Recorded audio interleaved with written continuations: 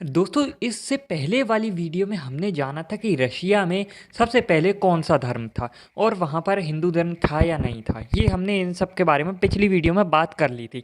तो आज की वीडियो में बात करते हैं कि रशिया में क्रिश्चियन धर्म कैसे आया, ऐसे क्या कारण रहे कि क्रिश्चियन धर्म पूरे रशिया में फैल गया। भारतवर्ष में क्रिश्चियन धर्म का प्रचार प्रसार फर्स्ट सदी के आसपास शुरू हुआ था, लेकिन रशिया में इसका असली प्रसार 10th सदी से शुरू हुआ। कितना अंतर है, क्योंकि हम कॉलोनी थे यूके की। तो दोस्तों आज थोड़े नाम रशियन में होंगे, जिस वजह से हो सकता है मैं थोड़े नाम गलत ले जाऊं, क्योंकि ये नाम मैंने सुने नहीं है, पढ़े हैं, जिस वजह से मुझे उच्चारण का सही से नहीं आता। खैर, वेरांगियंस जो स्कैंडिनेविया के वाइकिंग्स थे, मैंने आपको पिछली वीडियो में बताया था कि रशिया में वाइकिंग्स आ जाते हैं।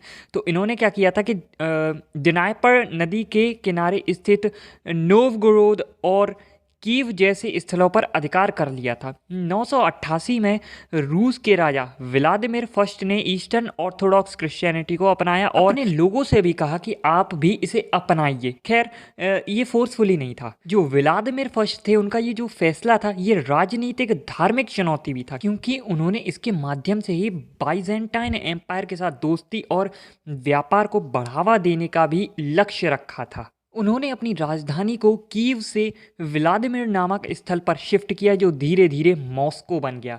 और दोनों नाम आपने सुने होंगे, और कीव आई थिंक अब यूक्रेन में पड़ता है। क्रिश्चियन धर्म के इस प्रचार में ईस्टर्न ऑर्थोडॉक्स चर्च का बहुत बड़ा योगदान था।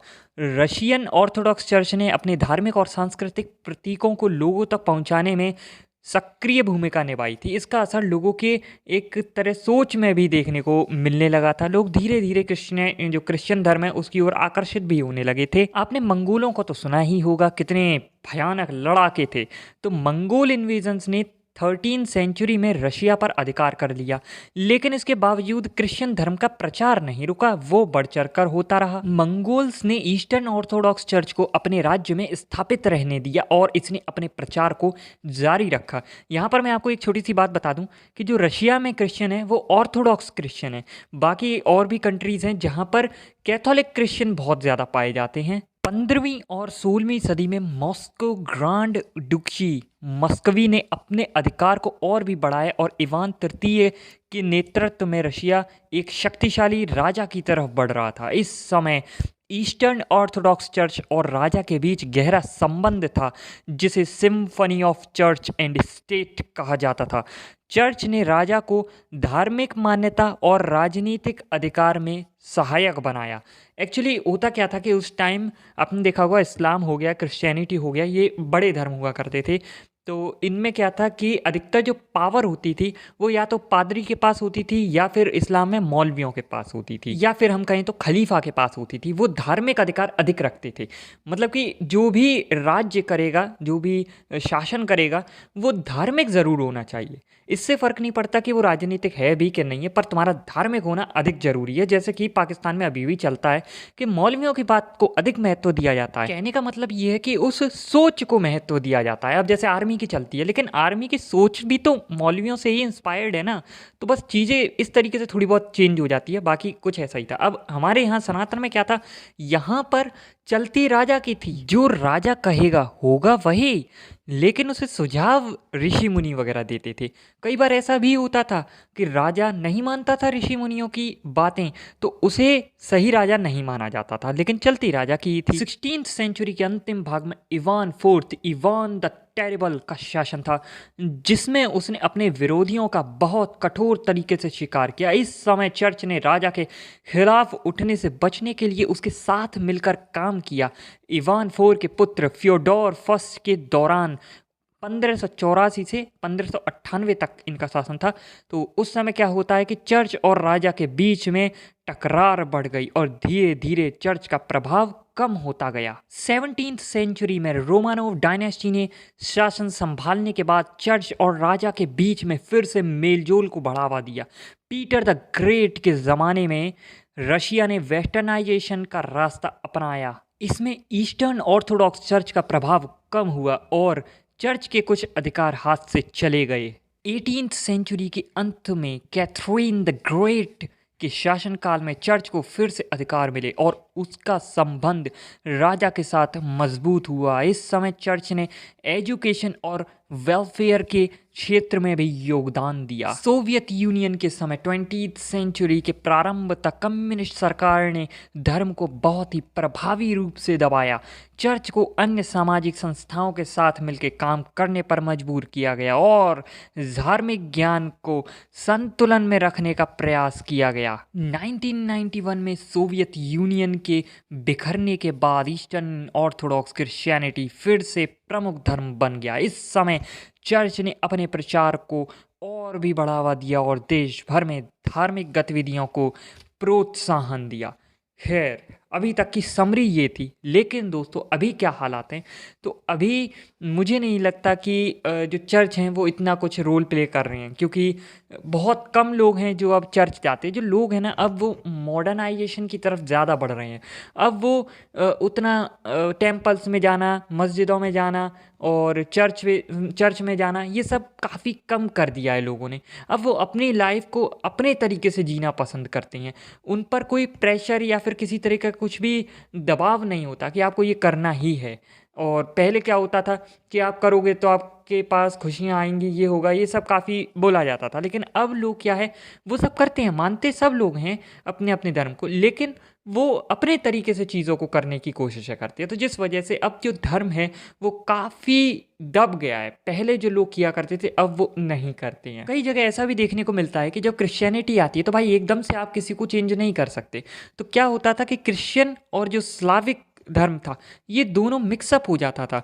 वो क्रिश्चियन धर्म फॉलो तो करने लगे थे, लेकिन कई चीज़ें वो स्लाविक धर्म से करने लगे थे, मतलब स्लाविक तरीके से करने लगे थे। अभी ये भी देखा गया है कि रशिया में क्या हुआ है कि दोबारा से स्लाविक धर्म को पुनर्जीवित करने की कोशिश की जा रही है। मतलब वो लोग वापस से अपने प्राचीन धर्म की तरफ लौट रहे हैं और वो कहीं ना कहीं आपने देखा होगा कि मैंने कल के वीडियो में बताया कि काफ़ी सिमिलर है हिंदू धर्म के, इसीलिए लोग और ज़्यादा अग्रसर हो रहे हैं हिंदू धर्म के लिए। और यहाँ पर कई सारे प्रयास किए जा रहे हैं जिससे कि लोग अपनी पुरानी संस्कृति से जुड़ सकें। तो यहाँ पर ये बताया गया कि कुछ व्यक्तियों और समूहों ने क्या किया है कि प्राचीन अनुष्ठानों को पुनरुत्थान करने और पुनर्निर्माण करने के प्रयास उनके द्वारा किए जा रहे हैं, जो ऐतिहासिक स्रोत, लोक कथाओं और पुरातात्विक अन्वेषणों पर आधारित थे। अब इन पुनरुत्थानों को अक्सर सांस्कृतिक धरोहर से जुड़ने का एक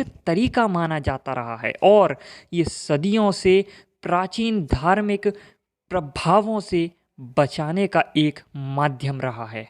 अब क्या ये इतना आसान है? क्या लिब्रांडू कुछ नहीं कहेंगे? लिब्रांडू सब जगह पाए जाते हैं। तो चुनौतियां और विवाद। तो स्लाविक स्वदेशी विश्वास के पुनरुत्थान के साथ साथ कई चुनौतियां भी आई हैं, जैसे कि सीमित ऐतिहासिक रेखाएं, क्षेत्र के अनुकूलन में अंतर्राष्ट्रीय भेदभाव और असलियत पर चर्चा।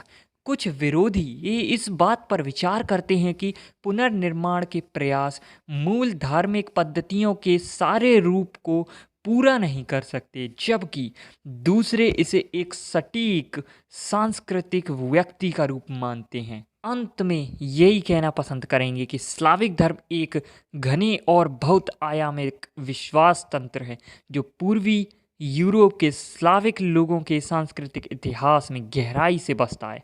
क्रिश्चियनिटी के प्रसार और समय के बीतने के साथ रोडनोव्री के तत्व आज भी पूर्वी यूरोप समाजों के सांस्कृतिक पहचान में घुली हुई है। देखो देखो देखो, अंत में बोल दिया तो कितनी जल्दी बैग पैक कर लिया। बैठो, पढ़ो यहाँ पर बैठ के। स्कैंडिनेवियन प्रभाव के बारे में थोड़ा सा जानते हैं कि 8वीं शताब्दी में वाइकिंग्स लोग स्कैंडिनेविया से धार्मिक और सांस्कृतिक रूप से रशिया के क्षेत्र में प्रवेश लेने लगे थे। इसके प्रभाव रशिया के धार्मिक और सामाजिक जीवन पर दिखाई देने लगे थे और कुछ स्थानों पर ऐसे स्थलों का विकास हुआ जहां लोगों ने स्कैंडिनेवियन देवी देवताओं का पूजन स्टार्ट कर दिया था। उसके बाद जैसे कि मैंने आपको बताया था कि वेरंगियंस यानी कि वाइकिंग्स ने 9वीं सदी में कीवेन रूस पर अधिकार कर लिया था। और उसके बाद कैसे कैसे मैंने आपको बताया था कि जो ग्रैंड प्रिंस व्लादिमीर थे उन्होंने क्रिश्चियनिटी को बढ़ावा देना स्टार्ट कर दिया था। बट वो चाहते थे कि आराम से हो सब चीज़ें, बट क्या आपको लगता है इतना आसान होता है? बिना मार कुटाई के क्या हम किसी की भावनाओं को कुचल सकते हैं, किसी को फोर्सफुली कन्वर्ट कर सकते हैं? भारत में भी बहुत कहते हैं कि इस्लाम ऐसे नहीं आया, वो बहुत प्यार से आया। अरे वो हमको पता है ना कितना प्यार से आता है जब कोई भी चीज़ फोर्सफुली की जाती है। अब ज़बरदस्ती टैक्स लगा दो, अब जो टैक्स नहीं चुका पा रहा तो वो कन्वर्ट ही होगा। फिर आपको नहीं, हमने थोड़ी ना कुछ किया है, वो तो अपनी मर्जी से हुआ है। अरे वो टैक्स नहीं दे पा रहा, भूखा मरेगा, इससे अच्छा तो कन्वर्ट ही हो जाए। मैंने कई जगह बोला था ईस्टर्न ऑर्थोडॉक्स, तो ईस्टर्न ऑर्थोडॉक्स कौन थे? ये ग्रीक लोग थे, ग्रीक ऑर्थोडॉक्स चर्च थे। रशिया का इतिहास पढ़ते समय आपने कई बार टटार पढ़ा होगा।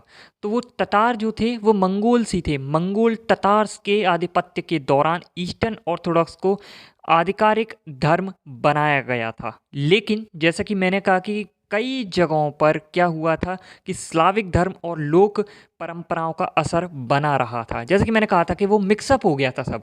जो स्लाविक लोग थे उन्होंने अपनी चीज़ों को क्रिश्चियनिटी के साथ मिक्सअप कर दिया था। खैर अब तो आपको पता होगा कि रशिया में विष्णु भगवान की मूर्ति मिली है। अगर आपको इस बारे में और भी अधिक जानकारियाँ चाहिए कि रशिया में क्या क्या हो रहा है, तो मेरी इससे रिलेटेड एक और वीडियो है चैनल पर, जाकर ज़रूर से देखना। अगर आपको वीडियो पसंद आई तो please like share comment subscribe ज़रूर करना। फिर मिलेंगे दोस्तों, तब तक के लिए गुड बाय।